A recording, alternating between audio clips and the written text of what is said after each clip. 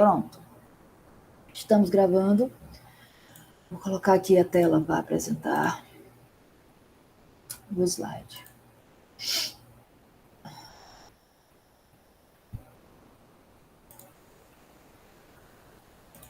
Bom, nós paramos nesse slide. Vocês conseguem ver, gente?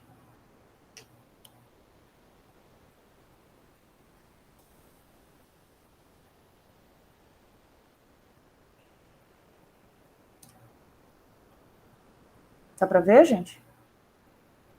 Dá. Tá? Pronto. Então, gente, olha, a gente vai começar aí no exercício de estática comparativa. O exercício prevê... Oi?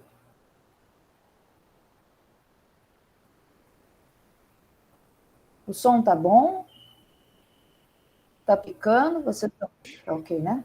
Tá. Ótimo. Se qualquer coisa, aquele nosso trato, vocês me mandam aqui notícias no grupo. Pode deixar, pode deixar. Tá bom? Então, vamos lá. O exercício de estática comparativa é um exercício simples de aumento de subsídio para pesquisa e desenvolvimento. Vamos supor que o governo ele queira aumentar a taxa de crescimento da economia, aumentando o subsídio para pesquisa e desenvolvimento.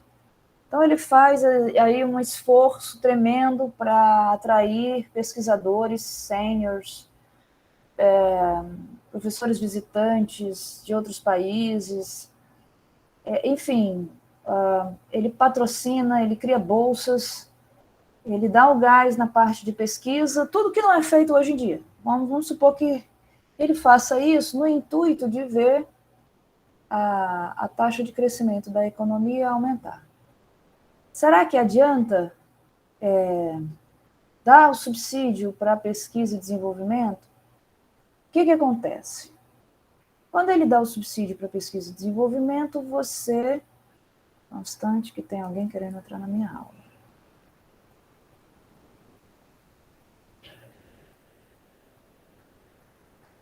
Bom, quando ele dá o subsídio para pesquisa e desenvolvimento, ele está atraindo a força de trabalho para a área de pesquisa, né? Aquele LA aumenta. Né? Você tem mais gente que sai do setor produtivo no sentido de ir fabricar um produto final, né, da economia, e migra para o setor de pesquisa, né, quando ele dá esse subsídio. A gente quer saber, com esse exercício de estática comparativa, o que vai acontecer com o progresso tecnológico, né? Com o estoque de capital após o aumento de pesquisa e desenvolvimento. Então, a gente vai analisar da mesma forma que a gente fez com o modelo de solo, quando a gente analisou estática comparativa. Para isso, a gente vai fazer simplificação. A simplificação é só para simplificar mesmo, não vai alterar os elementos básicos do modelo, não. Essa simplificação vai supor um lambda igual a 1 e o φ igual a 0, de tal forma que a evolução do conhecimento não dependa diretamente, a evolução do conhecimento não dependa diretamente do próprio nível de conhecimento, né? Então, a gente teria aqui delta LA, certo? Delta LA, em que lambda é igual a 1 e φ é igual a 0.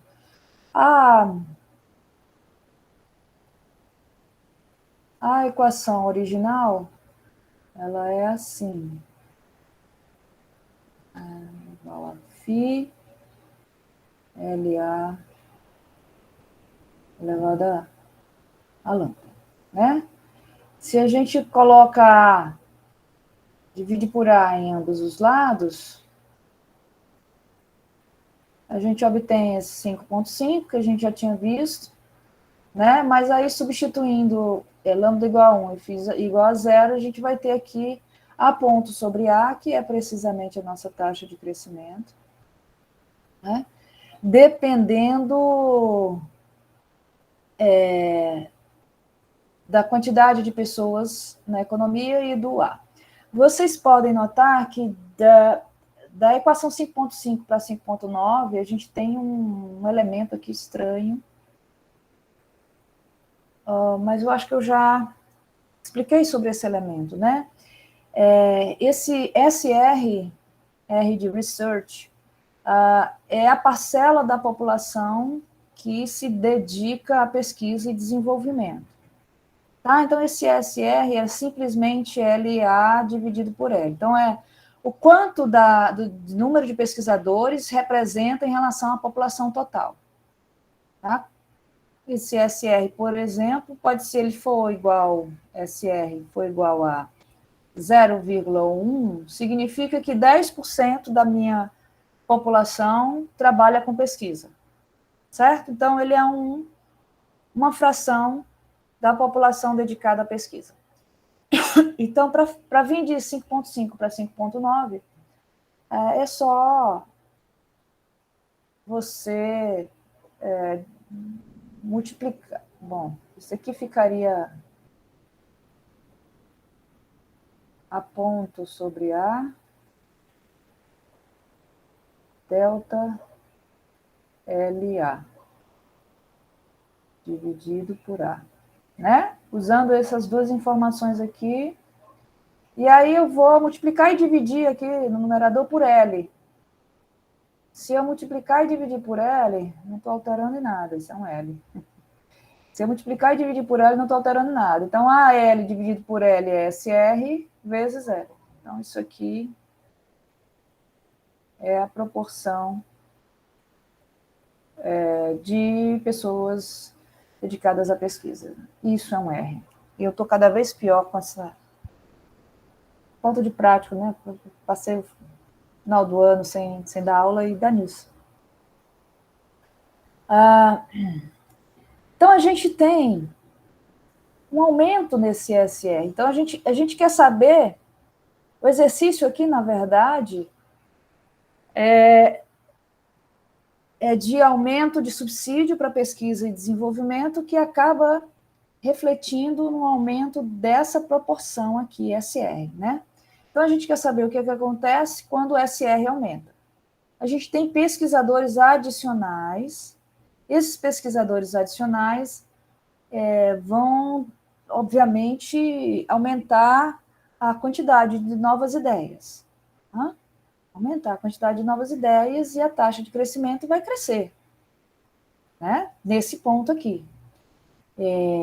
Lembrando que o exercício prevê um aumento permanente dessa população. Então, se era 10% da população e teve um subsídio, suponha que um subsídio para pesquisa, né?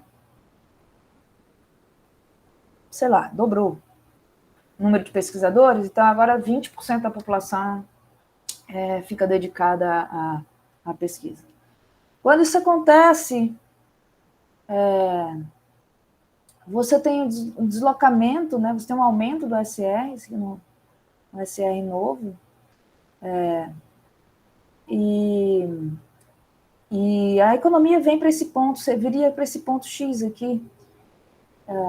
Nesse ponto X aqui, o progresso tecnológico, que é essa parte aqui, né?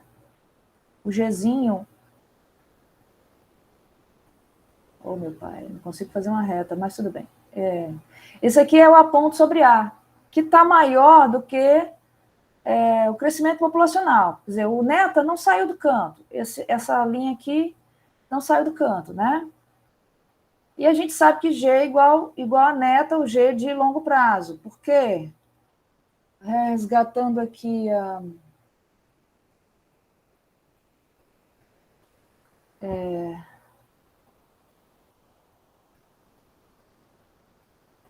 5.7.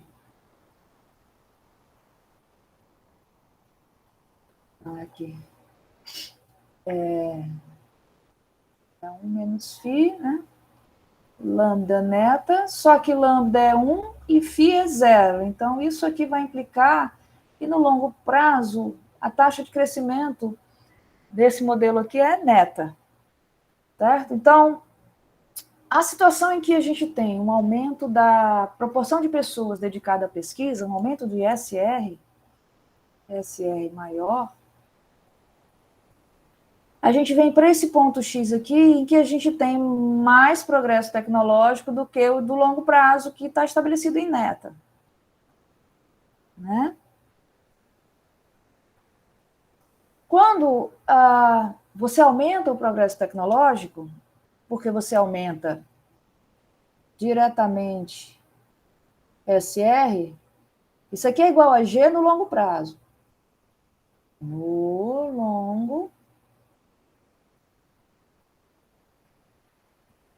prazo. Quando a gente viu lá o crescimento sustentado, né? Então, quando o SR aumenta, obviamente, essa taxa de progresso aqui cresce. E é por isso que a gente está nesse ponto X em que a taxa de progresso está maior do que o crescimento do progresso no longo prazo. O que vai acontecer aqui? O A vai aumentar. E à medida que o A vai aumentar, esse A aqui que está no denominador vai aumentar, o que acontece? Esse LA aqui cresceu e ficou, e estabilizou, né? Ele cresceu e ficou lá naquele mesmo padrão, que é a proporção de pessoas na pesquisa.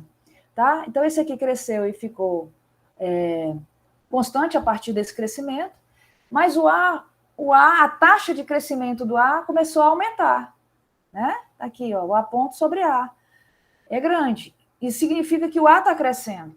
À medida que o A vai crescendo ao longo do tempo, esse A, que é a taxa de conhecimento, vai crescendo, essa razão aqui, a gente tem aqui delta LA dividido por A, essa razão, obviamente, vai começar a cair. Então, a taxa de progresso tecnológico aumenta e depois, com o tempo, à medida que você tem a estabilização na quantidade de pesquisadores, ela vai começar a voltar para os níveis de longo prazo. Por isso que essa setinha está aqui, né? Porque ela faz esse movimento e depois ela volta. Ela volta à medida que esse A vai crescendo. Esse A, ao longo do tempo, isso é uma seta. Ou que era para ser uma seta, né? Mas tudo bem. Esse A vai crescendo, então ele vai, mas ele retorna diminuindo essa razão, né? Voltando aos termos que era antes. À medida que isso aqui vai caindo, a mudança, né, essa taxa de mudança tecnológica também vai caindo gradualmente, convergindo para a sua trajetória de crescimento equilibrado, que é exatamente quando G é igual a neta. O A ponto sobre A é igual a neta. Certo? Então, no frigir... Olha, tinha bem aqui, eu não lembrava, não tinha visto.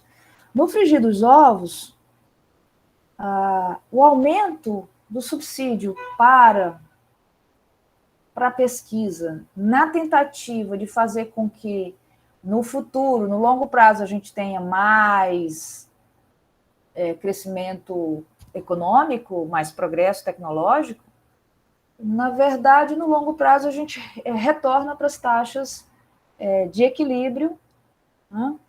Porque esse G, ele não depende, o G de longo prazo, né? O G de longo prazo, ele não depende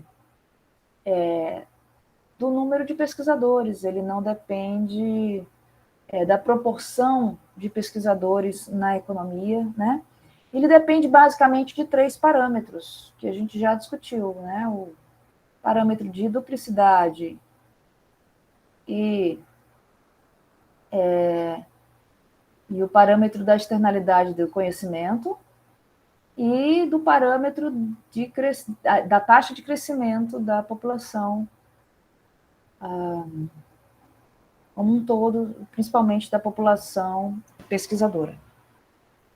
certo? Então, por isso que a gente volta para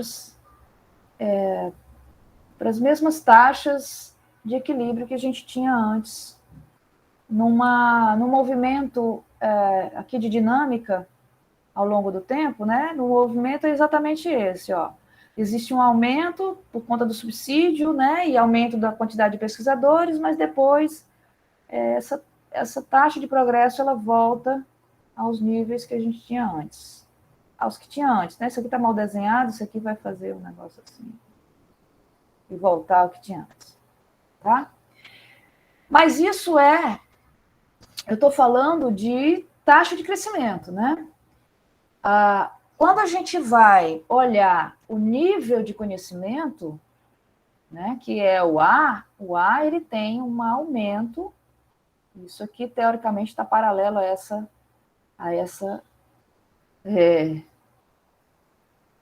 linha tracejada aqui. Isso aqui é para estar paralelo. Sei lá, algo nesse sentido, paralelo. Enfim, fora o desenho mal desenhado, que foi eu que fiz, a ideia é que essa política de subsídio para a pesquisa, ela não influencia na taxa de crescimento de longo prazo, somente de curto prazo. Isso aqui é curto prazo, isso aqui é longo prazo. Mas, em relação ao nível de conhecimento que ele há, ela influencia, ela aumenta o nível de conhecimento da economia, né?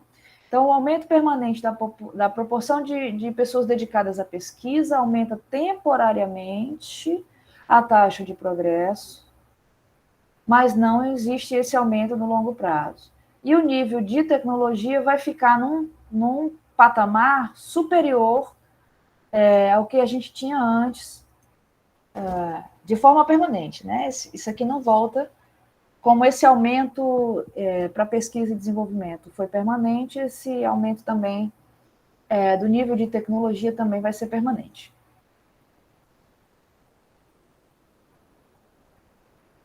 Bom, e aí o que acontece?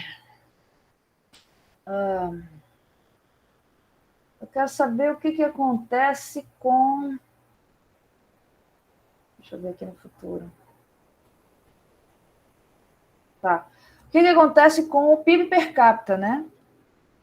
O PIB per capita que a gente traduz como bem-estar da população.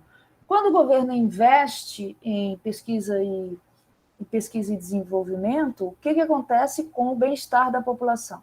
Certo? A gente já sabe que não influencia no longo prazo a taxa de crescimento da economia, que é aquele G, que no longo prazo o nível de tecnologia vai ser maior de forma permanente, e agora a gente quer saber o que acontece com o PIB per capita, né?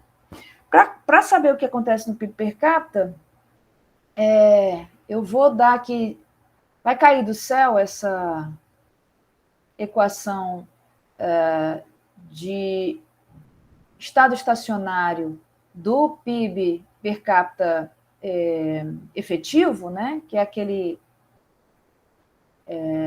YTIL, né? Que a gente viu ainda no modelo de solo. Aqui também tem. É que as contas para chegar a esse YTIL, para resolver esse modelo, são um pouco mais complicadas.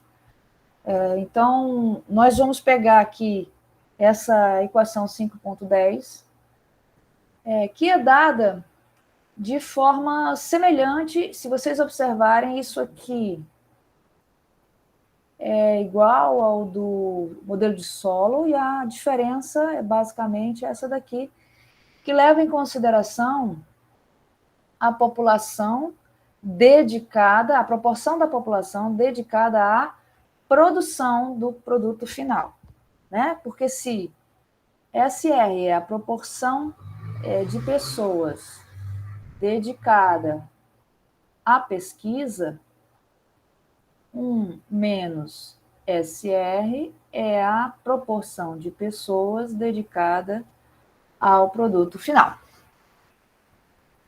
Certo, gente? Então, Essa é a única diferença aqui dessa equação 5.10 para aquela equação que a gente viu no modelo de solo ao longo da trajetória de equilíbrio balanceado, de crescimento balanceado. Para a gente achar o PIB per capita de longo prazo, de estado estacionário, né, essa equaçãozinha aqui, a gente vai usar aqui, só resgatar aqui um pouco o que é esse A. Né? A gente vai usar essa equaçãozinha aqui, cadê ela? Vai usar 5.9, repetida aqui, certo? Isso aqui, no longo prazo, vai ser igual a G. Logo, a gente vai ter aqui o quê? G igual a delta SR L dividido por A. E eu vou só fazer o quê? Fazer uma multiplicação em X. A igual a delta SR L dividido por G, que é precisamente isso aqui que está escrito. Tá? A gente vai usar isso aqui na equação final de estado estacionário do PIB per capita. Tá? Vamos para a mesa digitalizadora. Vamos fazer aqui, dividido por A. Isso aqui é o nosso...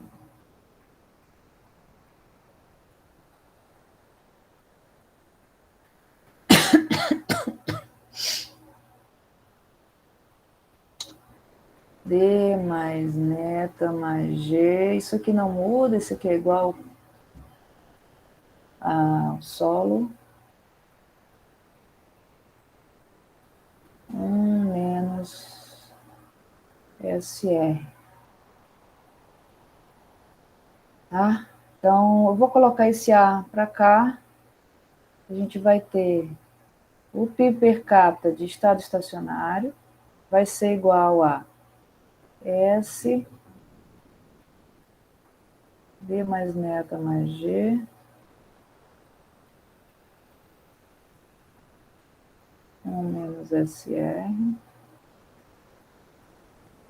Vezes A. Tá? E aí eu vou substituir esse A por essa expressão aqui.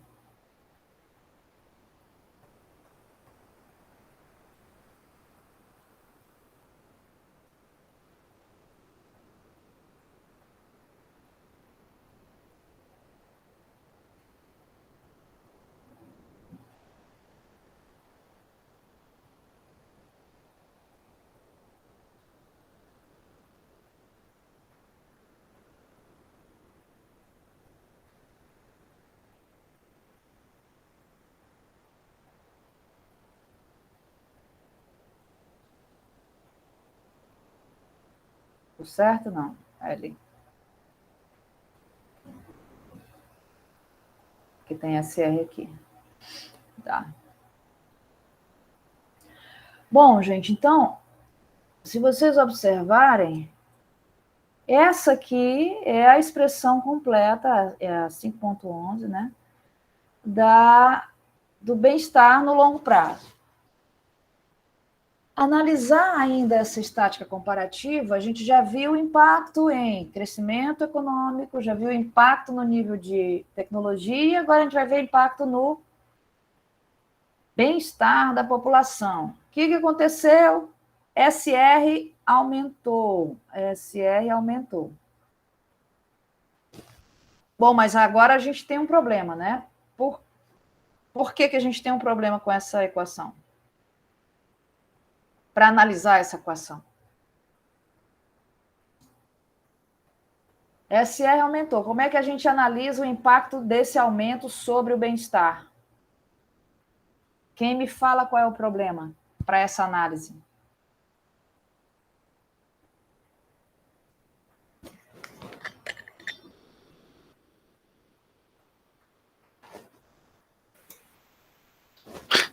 Pode repetir, professor? Posso. Essa é a equação de estado estacionário para o PIB per capita, né? Para o bem-estar da população. Estado estacionário, longo prazo.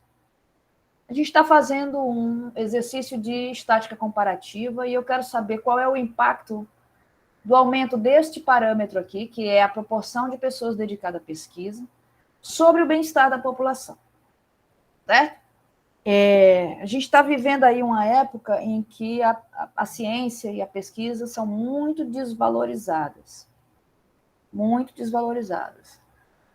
Então, é uma boa análise a gente saber, será que vale a pena investir em ciência e tecnologia? Será que aumenta nosso bem-estar? Nesse modelo, aumentar subsídio para pesquisa e desenvolvimento é representado por um aumento da proporção de pessoas dedicadas à pesquisa.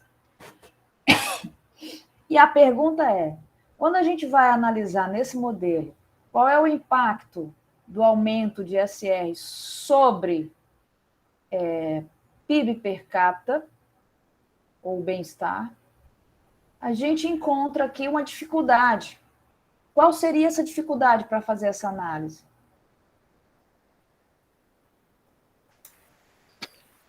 Entendi a pergunta. Professor, tem a ver com o que você falou anteriormente da questão do aumento da população de pesquisadores não influenciar tanto? Ou eu estou confundindo? Porque aí, no caso, está multiplicando todo o resto, né? Não, mas aquela análise era para crescimento, né? Ah, verdade. Era para a taxa de crescimento, era para o Aqui é Gzinho. no Né? PIB, né? A gente já fez essa análise, a gente já viu que não influencia para crescimento. Isso aí a gente já viu, né? Agora, quando a gente olha para esta equação aqui, que no livro de vocês é a 5.11, vocês perceberam que esse SR entra duas vezes na equação? Uhum. Ele tá se multiplicando ali, né? Ele aumenta de um lado, mas se ele aumenta de um lado, ele diminui do outro. Exatamente.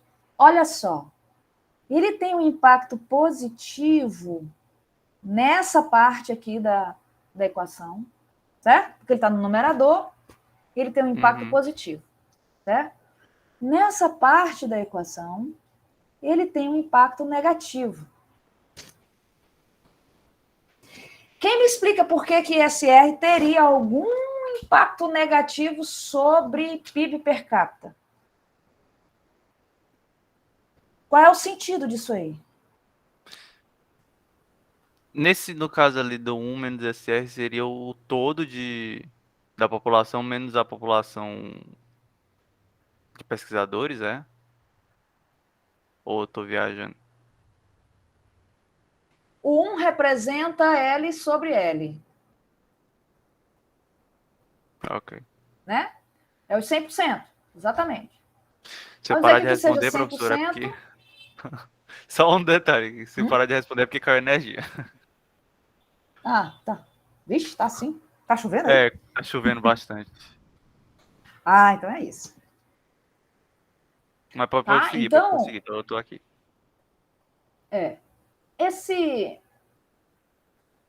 essa observação, é o Adriano que está falando comigo?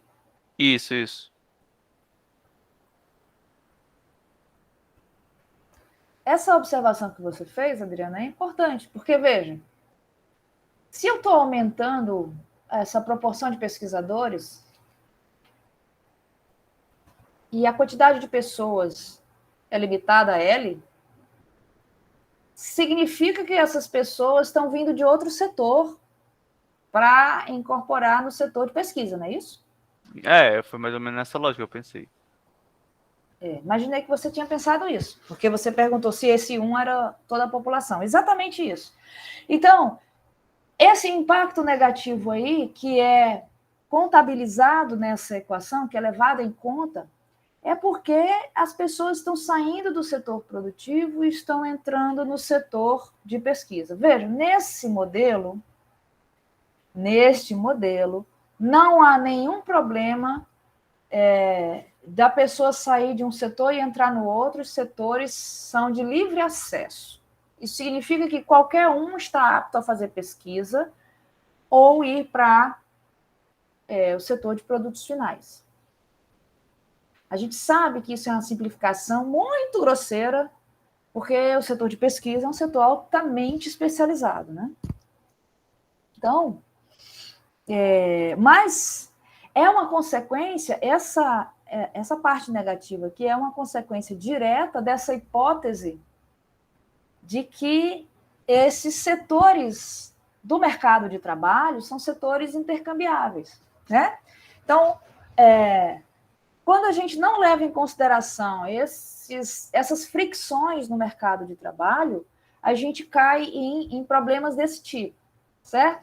É algo do modelo, não tem como a gente resolver isso aqui, a não ser que você leve em consideração algumas fricções no mercado de trabalho. Deve ter outros modelos, não de Homer, deve ter outros modelos que já observaram esse tipo de fricção e já levaram em conta. Porque se eu pensei nisso, certamente alguém mais gabaritado do que eu já deve ter feito essa conta e elaborado esse modelo, né? Então, é dessa forma que a proporção de pesquisadores entra de maneira negativa nessa parte para o impacto sobre bem-estar da população, certo? O impacto positivo ele é diretamente observado pelo aumento de ideias, inovação. Então, você tem um aumento de bem-estar da população por conta disso. O que prepondera? Bom, aí é só a gente mensurando e fazendo a aplicação do modelo, né? Na vida real. Tá? Então, esse slide aqui é um slide em que a gente a gente analisa alguns trechos e eu falo exatamente isso que eu puxei aqui antes de mostrar o slide, puxei de vocês para ver se vocês conseguiam entender essa equação final aqui de bem-estar no longo prazo.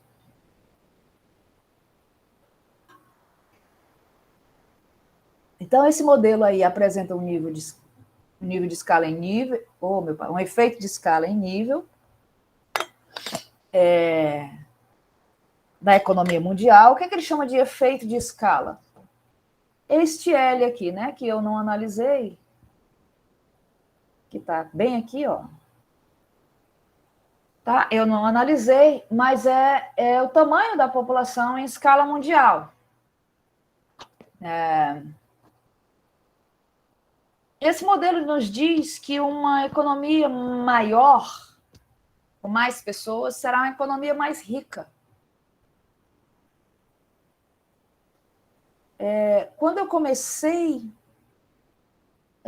na aula passada, quando eu comecei esse capítulo, tem aquela frasezinha que eu sempre leio, e tinha alguma coisa no sentido de que é mais fácil você encontrar um gênio no meio de 1 bilhão de pessoas do que no meio de 400, né? Então, o sentido dessa frase é exatamente esse aqui. Quer dizer, quanto maior, em termos de população, quanto maior um país, mais fácil de você achar os gênios. E a China se aproveita bastante do 1 bilhão de pessoas que ela tem lá, né? Assim, a China é um país que está investindo bastante em inteligência artificial, que manda seus estudantes para fora, pelo menos mandou bastante, né? Muita gente para fora para voltar. E eles são obrigados a voltar, né? Tem que voltar. Tem que voltar. Para investir em pesquisa e desenvolvimento. Então, se você... Eu não vou, talvez não vá ver esse desenvolvimento todo da China, em termos tecnológicos, mas, sei lá, a segunda geração, a geração que vem depois de mim, que são vocês, vão ver muito provavelmente, se não for interrompida essa trajetória chinesa, eles estão investindo bastante. E graças à sua grande população, eles conseguem dar ritmo a inovações, né? Descobertas de novos produtos, novos materiais, por aí afora. Tá? Então, esse é o que chama de efeito escala.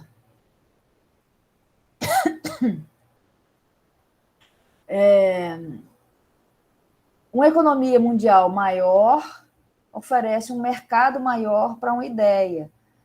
Quando a gente fala de mercado, de consumo de ideias, a gente está falando do efeito escala pelo lado da demanda, né? Quando a gente fala de criação de ideias, que é mais fácil você encontrar um gênio no meio de 1 bilhão de pessoas do que no meio de 400 e tal, eu estou falando do efeito oferta, né? A oferta de ideias. Se você tem muita gente, tanto você tem condições de ofertar mais no mercado de ideias, como você tem condições de demandar mais. Você tem muito maior demanda no mercado de ideias. Então, esse efeito escala é mensurado por este L aqui.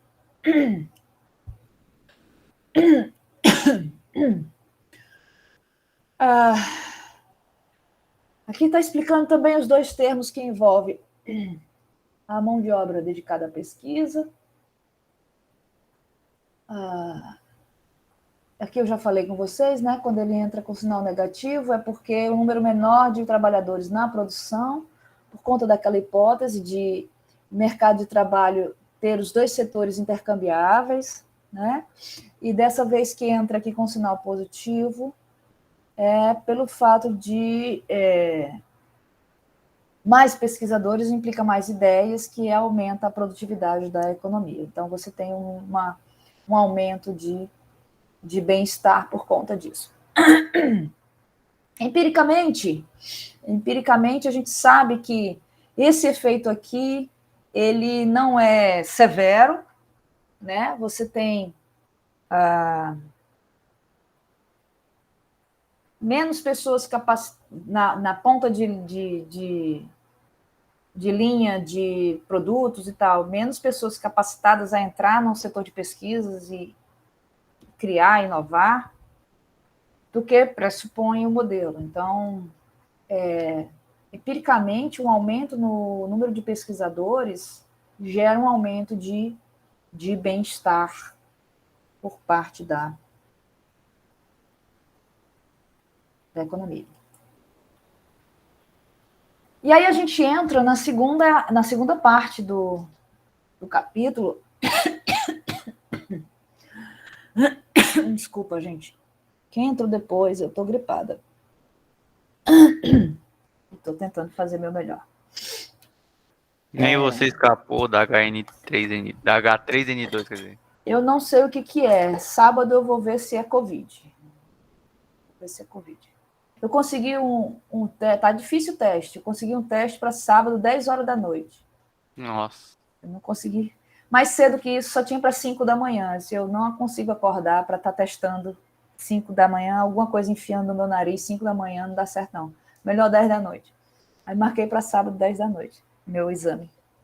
O pior que tem que esperar e não tem o que fazer. Que se for querer comprar teste por aí, os testes é tipo 2 rins cada teste. Não, eu para ir para laboratório, eu vou fazer na farmácia aqui perto. Vou fazer na farmácia. Custa R$100 o teste. Então, vou fazer logo. Foi meu pai que passou esse negócio para mim. Eu viajei com ele, ele passou essa gripe dele para mim. Safado. Quase ninguém escapou da gripe ou do Covid esse final de ano, pelo amor de Deus. Eu fugi, mas caí. Vamos lá. Agora a gente vai entender a economia do modelo. Agora a gente vai mergulhar no modelo. Agora vem conta. Resumindo.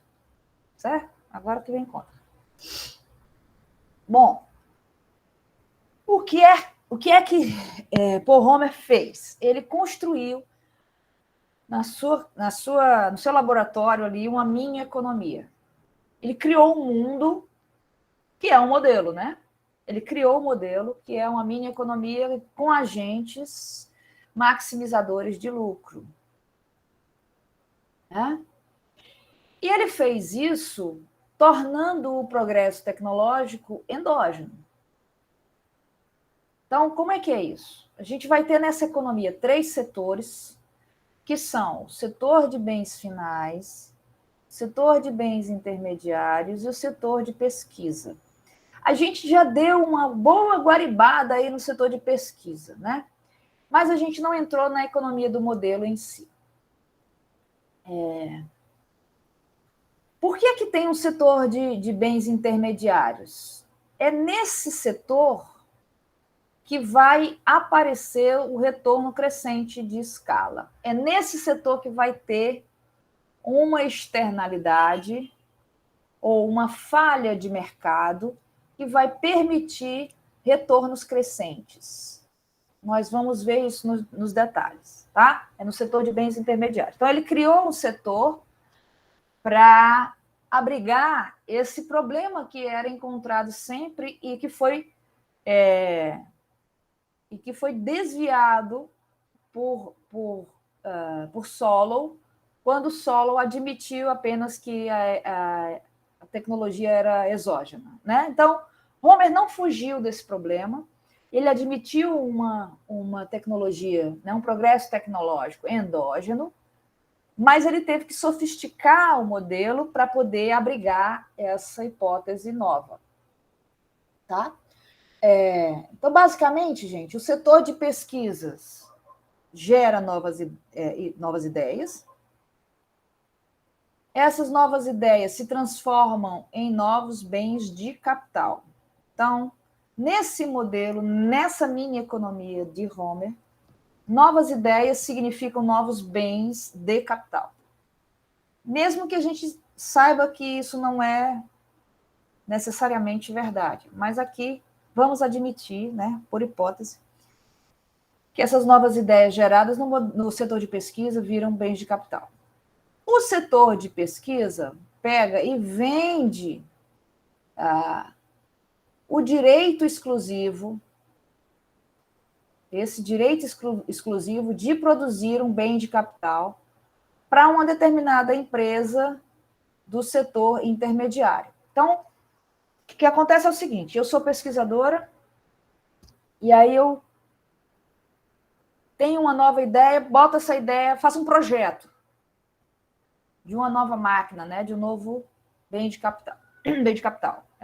Esse projeto tem todas as instruções, tudo que é preciso para você criar uma nova, um novo bem de capital. Aí eu, como pesquisadora, eu vou até o setor de bens intermediários e vejo qual é a empresa que está interessada em produzir este meu bem de capital, né? Porque o setor de bens intermediários, ele fabrica bens de capital. E aí eu chego nessa empresa e digo, olha, eu estou vendendo, quer comprar?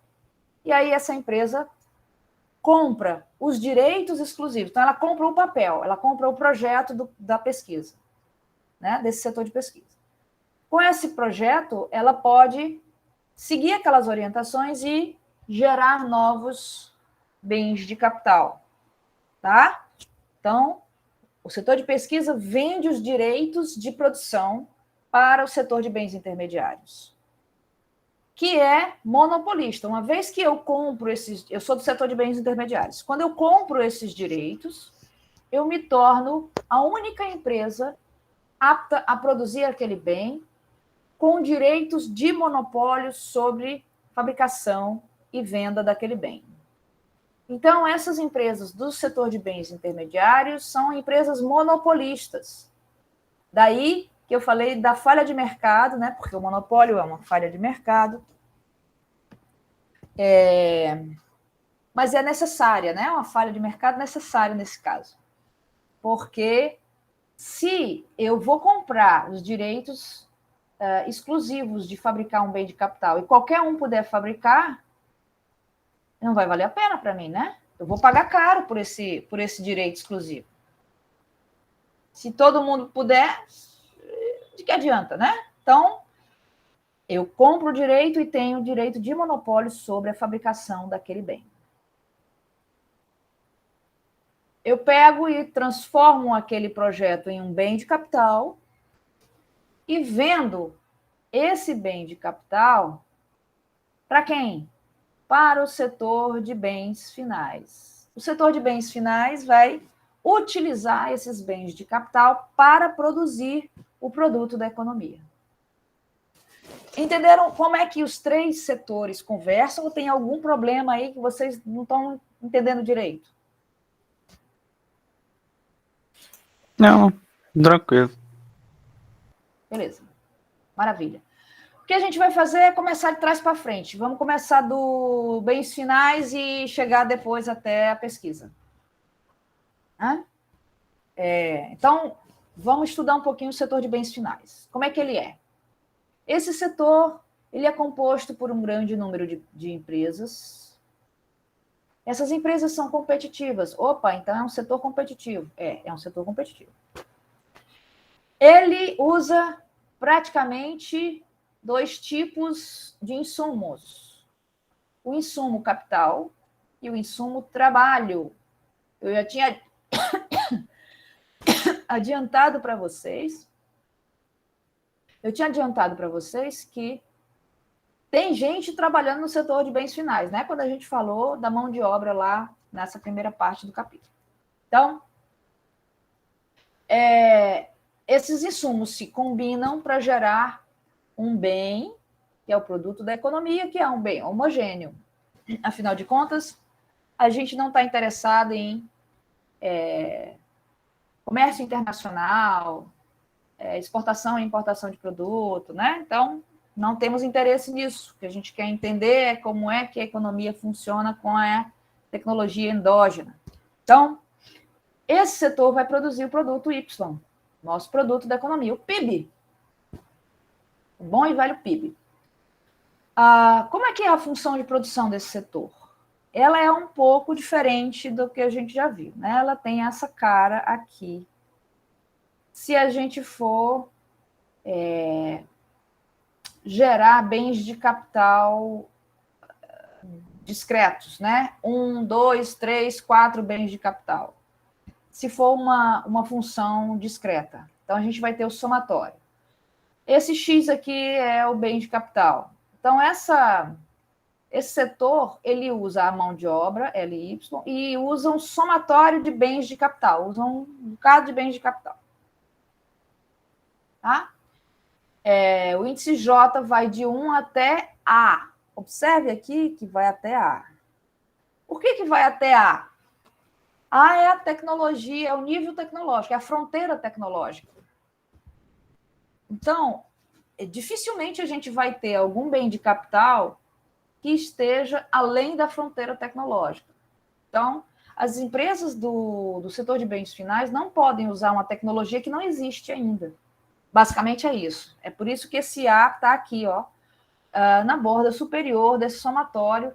Ele é até onde os bens de capital podem ir, até onde o conhecimento nos permite.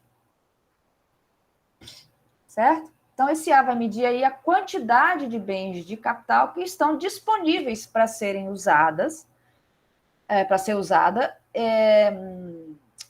no setor de bens finais. Ou seja, esse A é a fronteira tecnológica. E essas empresas, né, do setor de bens finais tomam essa fronteira tecnológica como dada. Esse A aqui, para cada empresa, é dado.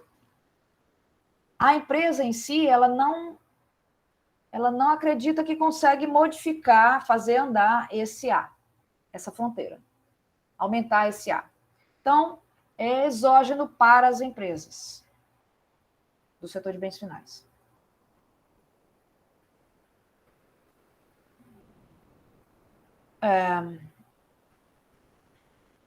Isso aqui eu já falei para vocês, né? As criações ou novas ideias viram novos bens de capital. A gente, quando esse A é dado, essa função de produção do setor de bens finais, ela tem retornos constantes de escala, a do setor de bens finais. Então, se esse A é dado, é exógeno para a empresa, ou seja, a empresa acredita que não pode alterar essa fronteira tecnológica, então a gente acaba tendo uma função com retornos constantes de escala. Essa aqui é a versão para bens de capital discretos, e essa é a versão da função de produção para bens de capital contínuos, né? Esse aqui é mais fácil de fazer os cálculos do que esse aqui. A gente vai usar esse aqui, até porque o livro de vocês também brinca com essa função aqui, não brinca com a outra. Mas, se vocês virem, é a mesma coisa. Né? Só que uma é em termos discretos e outra em termos contínuos. O que essas empresas desse setor de bens finais precisam decidir? Quais são as decisões? Quais são as maximizações que elas fazem? Elas precisam decidir quanto de mão de obra vão usar e quanto de bem de capital vão usar de tal forma que maximize seu lucro. Lembrem-se, são empresas competitivas. Então, a gente está num setor competitivo, que usa mão de obra e capital e quer maximizar seu lucro. Tá? Então, ela precisa saber qual é a mão de obra ótima e o bem de capital ótimo para maximizar seu lucro. Então, elas vão resolver esse problema de maximização. Não se assustem com essa função objetiva. Ela é muito conhecida de vocês. Se a gente padroniza o preço do produto Y para 1, essa função aqui é o lucro.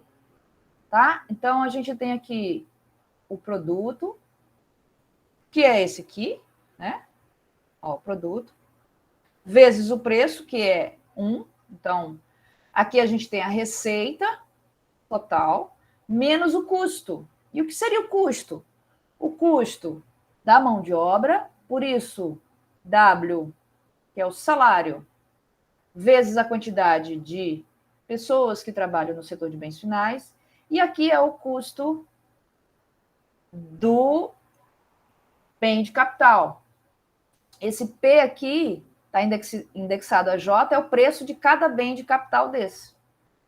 Certo? Então, preço vezes a quantidade de bens de capital.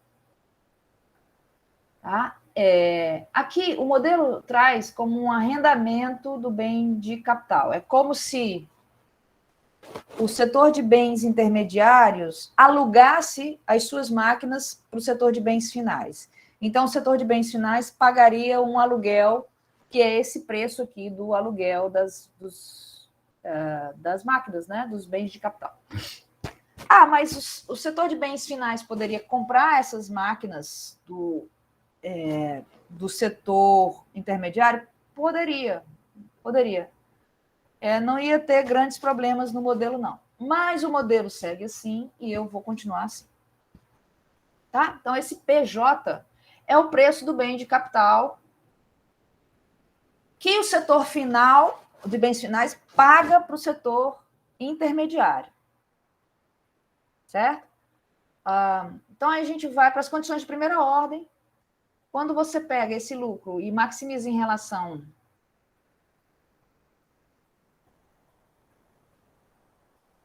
a LY e maximiza em relação a X, J, isso faz para cada J, né? Para todo J, a gente vai obter precisamente, vamos lá, derivar em relação a LY, você tem 1 menos alfa, LY elevado a menos alfa, e isso aqui continua 0A, x alfa, xj, dj, né?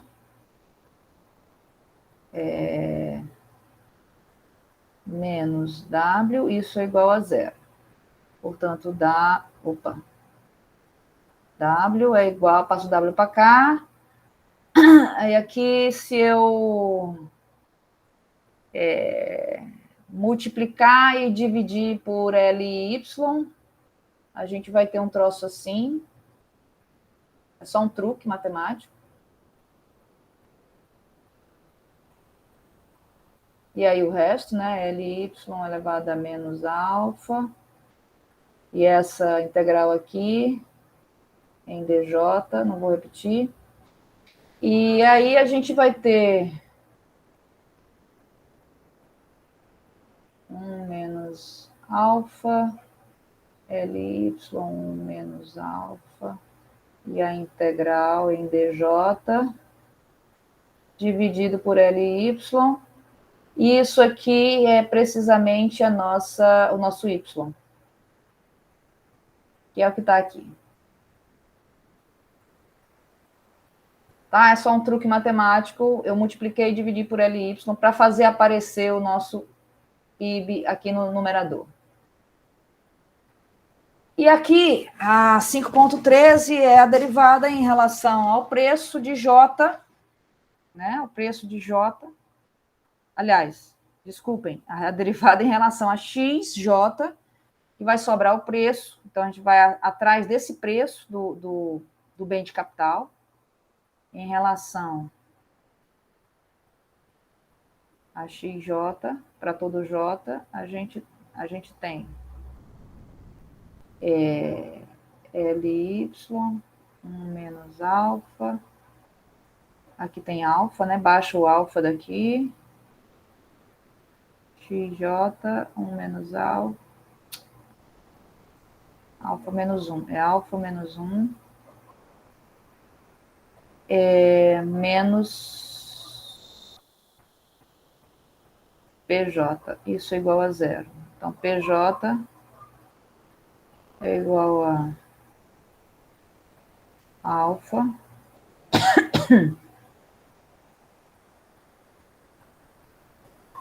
Não, estava certo. Não, tá. 1 menos alfa, estava certo. É alfa menos 1, tá certo. E J alfa menos 1. Que é precisamente o que tem aqui. Isso vale para todo J. Tá? É como se eu tiver, vamos supor, 100 bens de capital nesse setor de bens finais, eu vou ter 100 derivadas dessa. Para cada bem de capital, eu vou achar o preço. Tá? Para cada J, eu tenho o preço. Esse J varia de 0 a A. Veja, esse preço aqui é o preço que o setor de bens finais está disposto a pagar para o setor de bens intermediários como um aluguel das suas máquinas de bens de capital. Pay attention. É muito importante isso. Esse preço aqui é o que o setor de bens finais vai pagar pelos bens, pelo aluguel de bens de capital para o setor intermediário. Se o setor intermediário é monopolista, então essa equação aqui é a demanda pelo seu bem. Ela determina a demanda do monopolista. É a equação ou a função de demanda do bem do monopolista. Tá? Mas nós vamos chegar lá. Ainda não estamos estudando monopolista, não. Então, esse preço aqui do bem de capital e esse salário aqui é o salário que maximiza e o preço que maximizam o lucro do setor de bens finais. Tá? Alguma dúvida em relação a esse setor, gente? Em relação a essas continhas, em relação ao entendimento desse setor como um todo? A parte ali do preço é porque o monopolista, é de acordo com o preço que ele escolhe a quantidade dele, né? Nós vamos ver isso, exatamente. Só isso. É a função que o monopolista encara. Certo. Tá? Então, vai ser exatamente essa função aqui. E ela vem do problema de maximização das firmas do setor de bens finais. Tudo se encaixa nesse modelo, tudo se encaixa. Os setores eles estão bem entrelaçados. Então, vamos dar um pulo aqui agora no setor de bens intermediários. O setor de bens intermediários, eu já falei, adiantei para vocês, ele é um setor monopolista, que produz bens de capital. E esses bens são alugados, não são vendidos, mas são alugados para o setor de produtos finais. Poderiam ser vendidos, não tem problema nenhum. Essas empresas intermediárias, elas vão conseguir o seu poder de monopólio quando elas compram aquele projeto feito lá no setor de pesquisa. É um projeto de bem de capital e a empresa vai lá e compra esse projeto. Tá? E se torna monopolista por conta da proteção patentária que é garantido por lei para aquelas empresas. Então, apenas aquela empresa vai fabricar aquele bem específico. Mas você tem muitas empresas nesse setor, certo? Você tem muitos bens. Então, gente, uma vez que esse projeto de bem de capital é comprado do setor de pesquisa, isso vira um custo fixo. Antes dele começar a produzir, ele já tem que estar com a patente. Então, o custo fixo é grande. E depois de as empresas terem esse custo fixo, elas vão produzir o bem de capital com uma função de produção que é das mais simples. Por quê? Porque nesse modelo, nessa economia de Homer, esse setor não precisa de mão de obra para produzir bens de capital. Tá?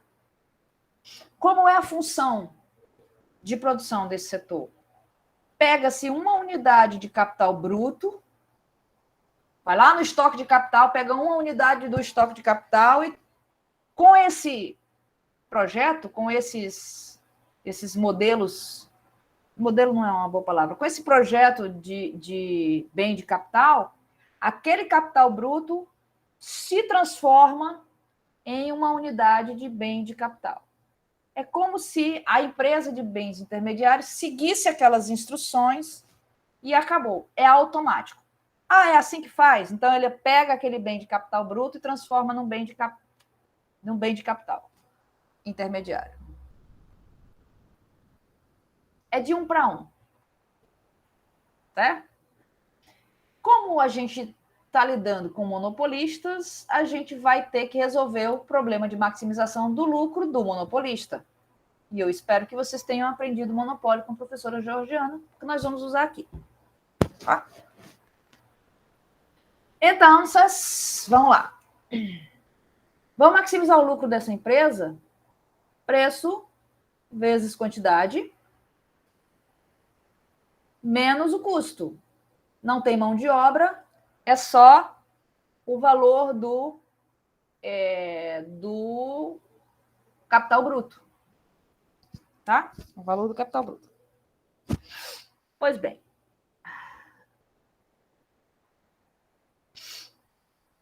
Eita, diacho. Que preço é esse? Esse preço vai ser precisamente a função de demanda do bem de capital. Quanto esse bem de capital é demandado? Ele é demandado por quem, gente? Por qual setor qual é o setor que demanda bem de capital?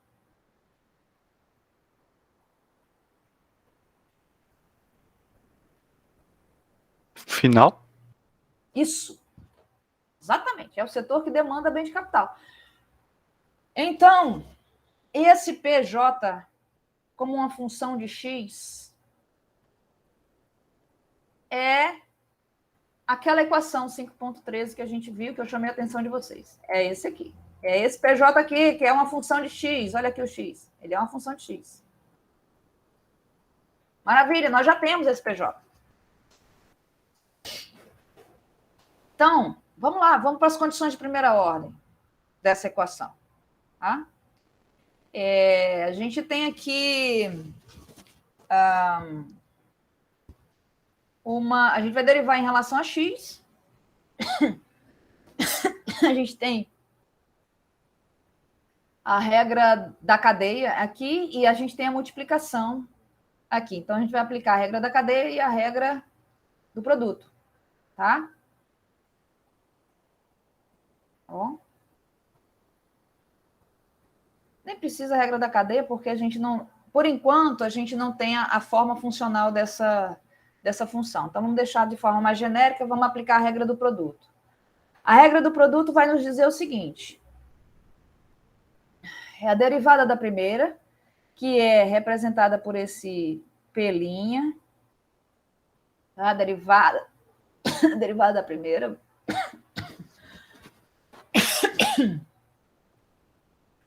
Vezes a segunda, que é o X, mais a primeira, que é o P, vezes a derivada da segunda. Eu estou derivando em relação a X, portanto, a derivada é 1. Tá? Então, aqui, a gente aplica a regra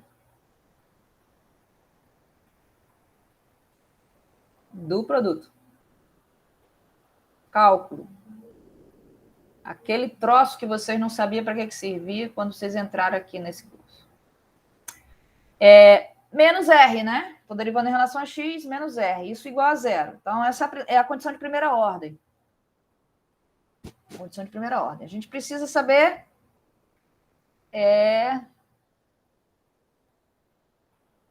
quem é esse P, mas eu vou... A gente vai aplicar alguns truques aqui, porque eu quero que apareça, da mesma forma que vocês fizeram lá com a Georgiana, eu quero que apareça a elasticidade preço da demanda. Tá? A elasticidade preço da demanda. Então, eu passo R para o outro lado, deixa eu levar isso para a mesa. Vamos lá, P' vezes X mais P. Eu não vou carregar o argumento dessa função, não, tá? Vou deixar só em P. Então, R igual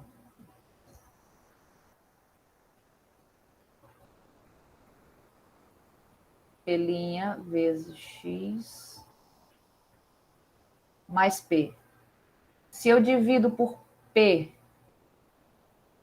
de um lado e do outro, eu vou ter P' vezes X dividido por P mais 1.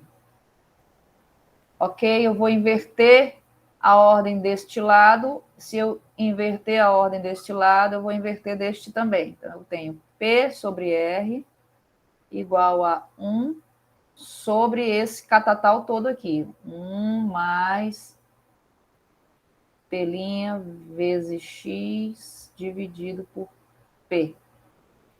Tá? E aí eu posso passar o R para o outro lado e eu tenho o meu preço. R, isso está muito mal feito, mas tudo bem. Dividido por 1 mais P' vezes X sobre P.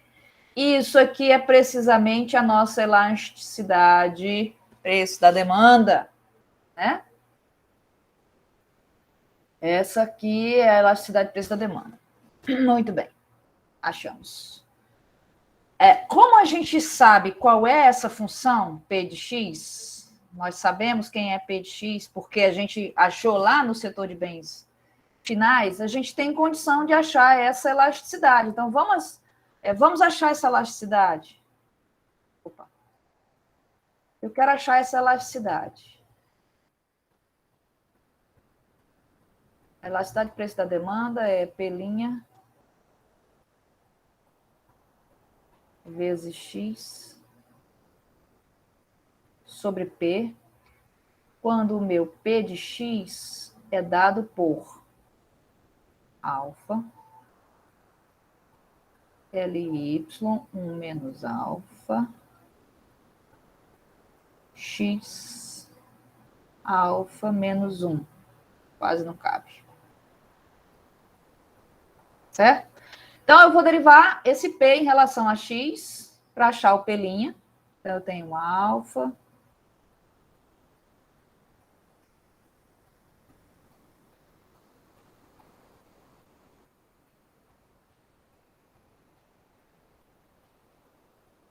Menos alfa. X elevado a alfa.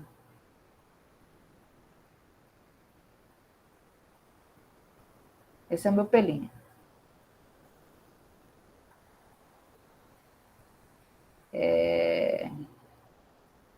Aí, quando eu multiplico o meu P' por X, né, P' vezes X, aí a gente tem o quê? A gente tem... Vou botar esse 1 menos alfa aqui para frente, 1 menos alfa, LY, 1 menos alfa.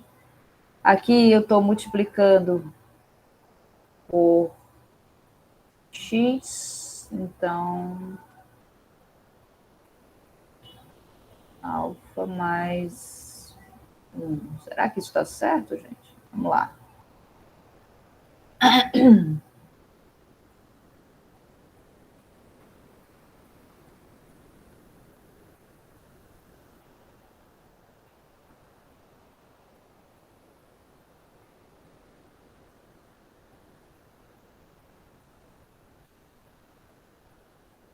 Ó, eu desci errado aqui, ó. Vocês nem... Para me corrigir, gente. Aqui, desci errado isso aqui. É alfa menos 1, não é 1 menos alfa. Alfa menos 1.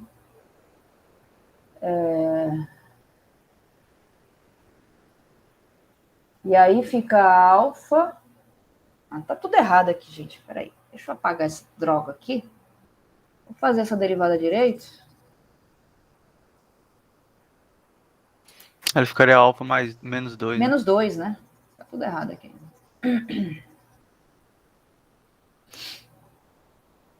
Vamos aqui. Quem é a derivada de P em relação a X? Então, vamos fazer esse troço direito. Isso aqui repete, alfa, LY, 1 menos alfa. Aí eu desço alfa menos 1. Desço alfa menos 1.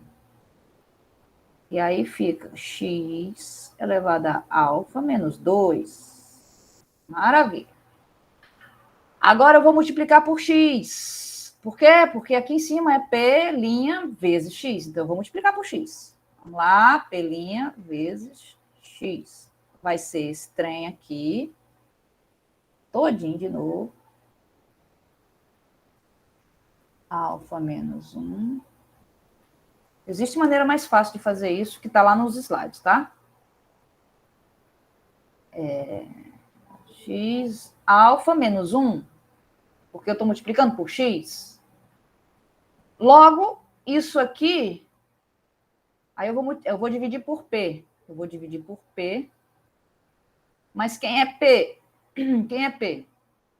É alfa, LY, 1 menos alfa, X alfa menos 1. Portanto, isso vai ser igual a alfa menos 1. Correto? Isso aqui vai embora com isso aqui vai embora com isso aqui, e isso aqui vai embora com isso aqui. E a nossa elasticidade, preço da demanda, neste caso aqui é a alfa menos 1. Ponto. Resolvi aqui a elasticidade.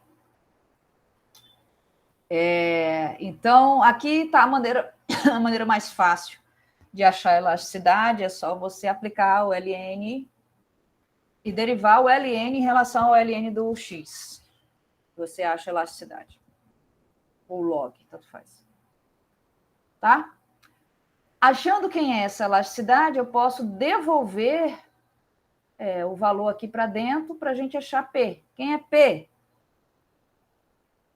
Qual é o preço que o setor de bens intermediários vai receber pelo bem de capital?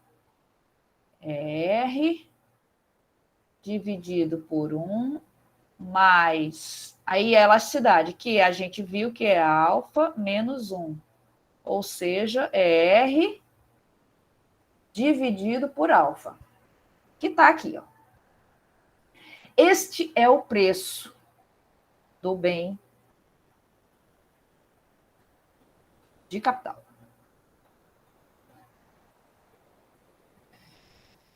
Bom, algumas considerações aqui a respeito desse preço. Certo?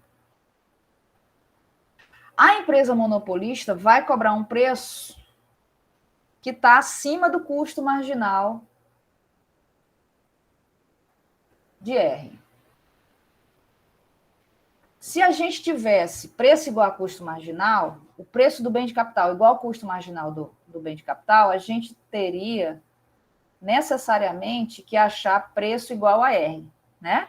Porque R é o custo marginal do bem de capital. Então, o preço do bem de capital teria que ser igual ao custo marginal se a gente tivesse num modelo de concorrência. Só que a gente achou que o preço do monopolista é R dividido por alfa, em que alfa é um valor entre 0 e 1, portanto, este valor aqui é maior do que R. Logo, o preço do monopolista é maior do que o preço da concorrência perfeita. Ok até aí? Tá ok. Se tiverem dúvida, perguntem. Certo? Se vocês observaram, aqui não existe, a gente está lidando com PJ, né? É tudo PJ, ó. Tá vendo? O preço para cada bem de capital. Ocorre que o R é o mesmo para todos os bens de capital. E isso aqui é um parâmetro. Logo, o PJ é o mesmo para todos os J. Tá? Essa vai ser a solução de venda dos bens de capital. Vão ser o mesmo preço nesse modelo aqui. Esse R aqui é uma constante, é o mesmo R para todos os bens de capital. Tá? O custo do bem de capital, é o mesmo. O custo lá do capital bruto, né? Então, se é o mesmo custo, o PJ, a gente pode dizer que é igual a um preço fixo para todo J. Não vai haver diferenciação. Certo? Se o custo é o mesmo, se o preço é o mesmo, portanto, a quantidade vai ser a mesma na solução desse modelo. Tá? As funções de demanda lá daquela equação que a gente resolveu, né, da equação de maximização do lucro do setor final, vão ser as mesmas funções de demanda. Né? Porque é o mesmo preço. Lembra? A função de demanda é o preço, como função do X. Logo, como... Cadê a função? Tá aqui ela. Como esse preço... Cadê? Onde acho? Tá aqui. Como esse preço aqui é o mesmo, não tem J aqui, porque é o mesmo para todo J, Logo, esse x também não vai poder variar. Vai ser o mesmo.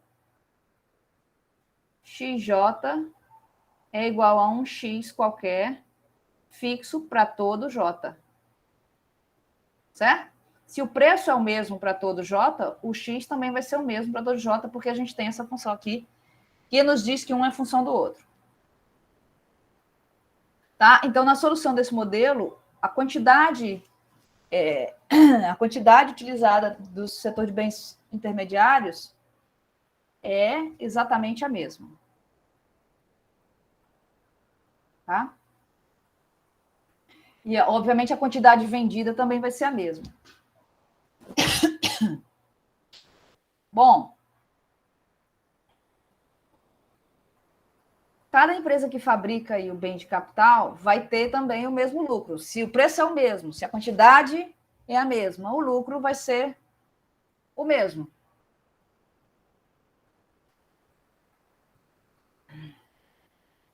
Tá? Então, vamos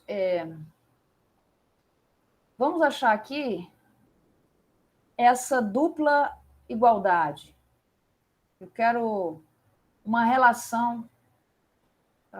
Na verdade, isso aqui vem daquela função de demanda, né? Essa primeira igualdade aqui, a função de demanda, tendo PJ igual a P e XJ igual a X, né? Que nós já vimos que são os mesmos, tá? E essa segunda igualdade aqui, essa segunda igualdade vem da solução do monopolista. A gente achou que o preço era igual a R sobre alfa. Tá?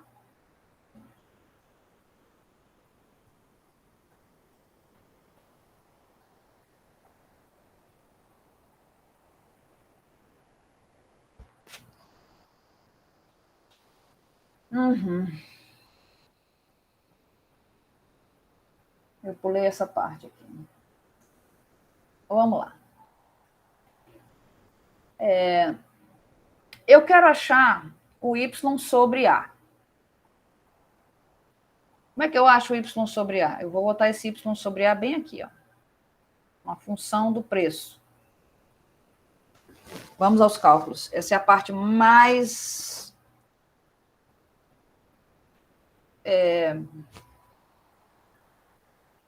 chata, complicada desse capítulo. Mas vocês vão passar ilesos. Não se preocupem.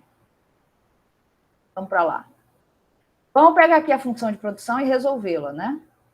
Dado que a gente já pode resolver a função de produção, porque a gente consegue resolver essa integral.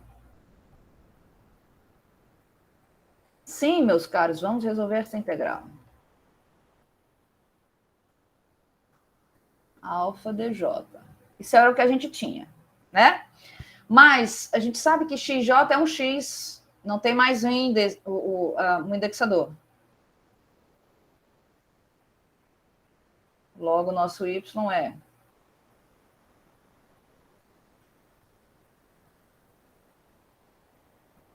x elevado a alfa, integral de 0 a A em dj. Agora, a pergunta que não quer calar. Quanto é a integral de dj?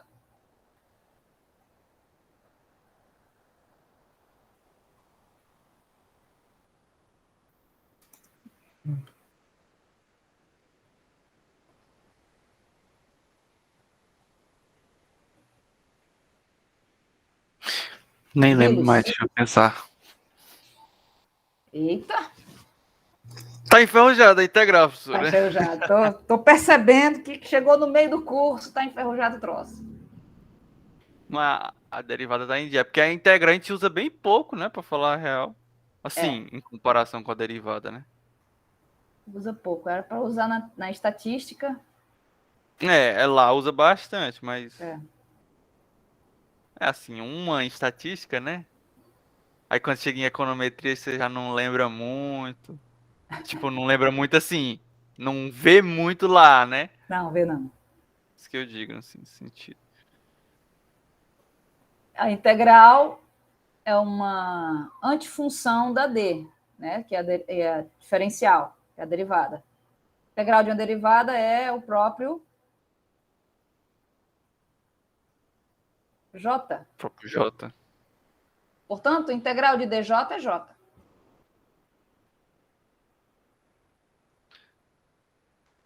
Talvez vocês comecem a se lembrar.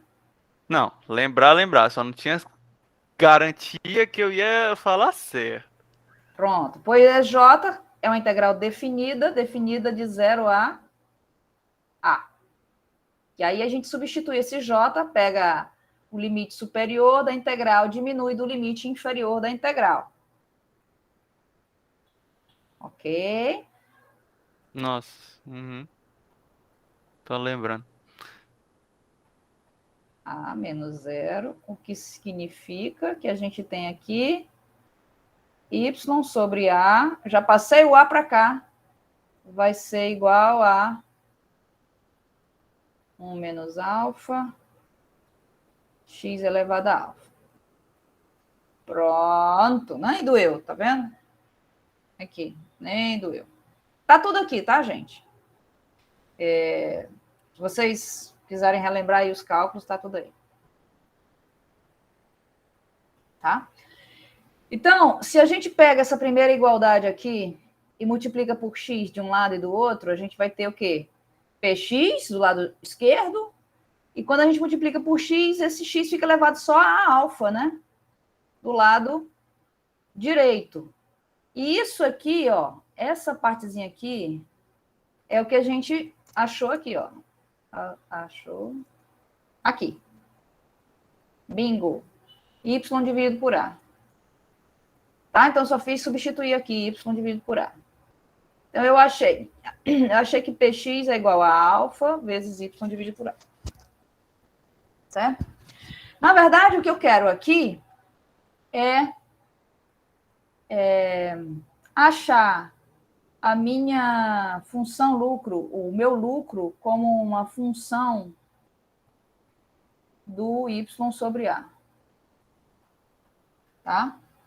O lucro é P de x menos Rx. Então, a gente vai para essa segunda igualdade aqui. Vamos mexer com ela, que é exatamente o que temos aqui, ó. Tá? Mas quem é esse camarada aqui? Esse camarada aqui é... Se o x vier para baixo... Vamos fazer, né? Vou fazer bem aqui. Ver se dá. Alfa menos alfa. X elevado a alfa. Pronto, x elevado a alfa. Isso aqui é aquele y dividido por A. Isso tudo dividido por x. Não é? Porque tem o x elevado a alfa menos 1. Esse menos 1 desce, fica dividido por x.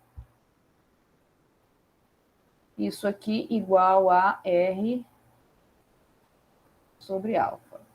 Então, esse camarada aqui, ele vai ser isso aqui, que a gente descobriu no slide passado. É aquele nosso y dividido por A. Logo, RA é igual a alfa, y dividido por A, só que tem o x, né? AX. Eu quero Rx, porque eu quero formar o meu lucro como uma função de y sobre A. Então, eu passo esse x multiplicando aqui e esse alfa multiplicando aqui, faço em cruz. Então, eu tenho Rx, olha, apareceu o Rx já. Alfa ao quadrado, y sobre A. Bingo! Tá aqui ele. Aparece aqui. Ok?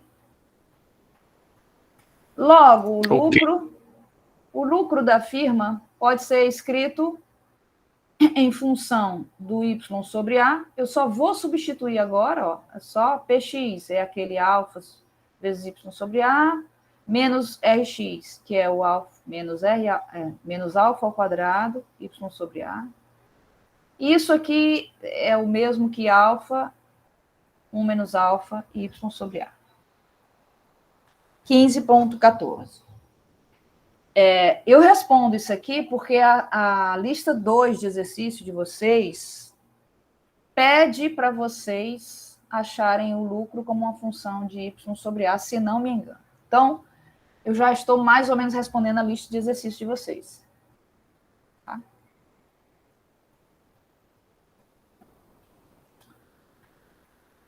Então vamos lá para a demanda total de capital, né? Então, a gente está ainda no setor de bens intermediários. A gente sabe que o setor de bens intermediários vai lá, pega o estoque de capital, uma unidade de estoque de capital, e transforma em bem de capital intermediário. Certo? É 1 para 1. Tá?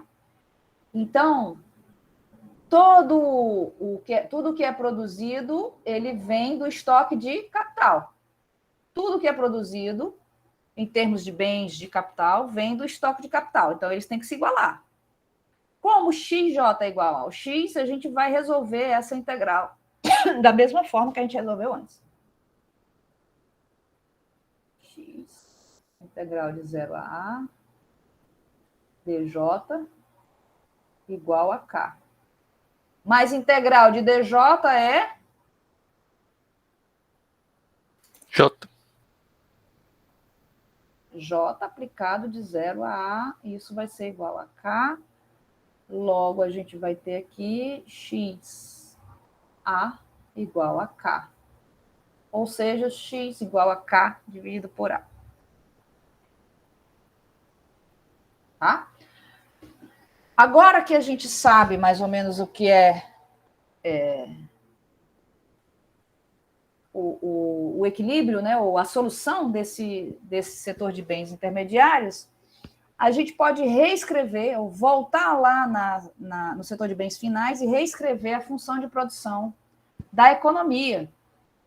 Porque o original a gente tinha um somatório ou uma integral de xj, né, para todos os J dessa economia. Agora, a gente já sabe que, resolvendo o problema do setor de bens intermediários, xj é igual a um x, que é o mesmo x para todos os J.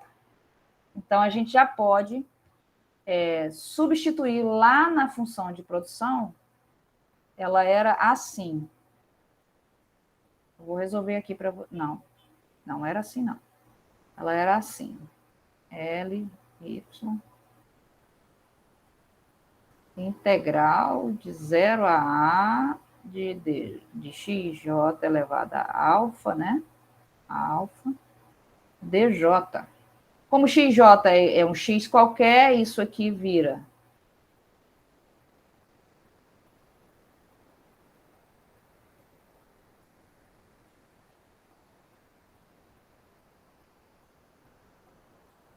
dj, que é igual a A. Opa, esqueci o alfa aqui em cima. Que é igual a A, né? Esse integral de dj de 0 a A é igual a A. A gente já sabe, já resolvemos isso aqui não sei quantas vezes. Então, a gente tem essa função de produção aqui quando os setores começam a resolver seus problemas, né? A maximizar seus lucros. Mas, afinal, quem é x? X é K dividido por A. Então, vamos substituir x aqui. A, L, Y, 1 menos alfa, K dividido por A, isso tudo elevado a alfa. Logo, a gente tem A 1 menos alfa, né? Porque a gente tem o A embaixo elevado a alfa, esse A sobre, fica A 1 menos alfa, LY elevado a 1 menos alfa, K elevado a alfa. Que no final das contas dá esta função de produção aqui. Opa! Vocês vão dizer, essa função de produção eu já conheço, ela é igual a de solo. Mesma cara. Tá certo? Mesma cara. Lembrando que esse modelo aqui resolveu um problema endógeno de tecnologia, de progresso tecnológico, né? Resolveu o problema lá no setor de bens intermediários. E agora, por último, mas não menos importante, o setor de pesquisa. Certo? O setor de pesquisa, que a gente vai deixar para a próxima aula. Ainda tem coisa dessa. E Deus me proteja que eu consiga terminar esse capítulo, pelo menos.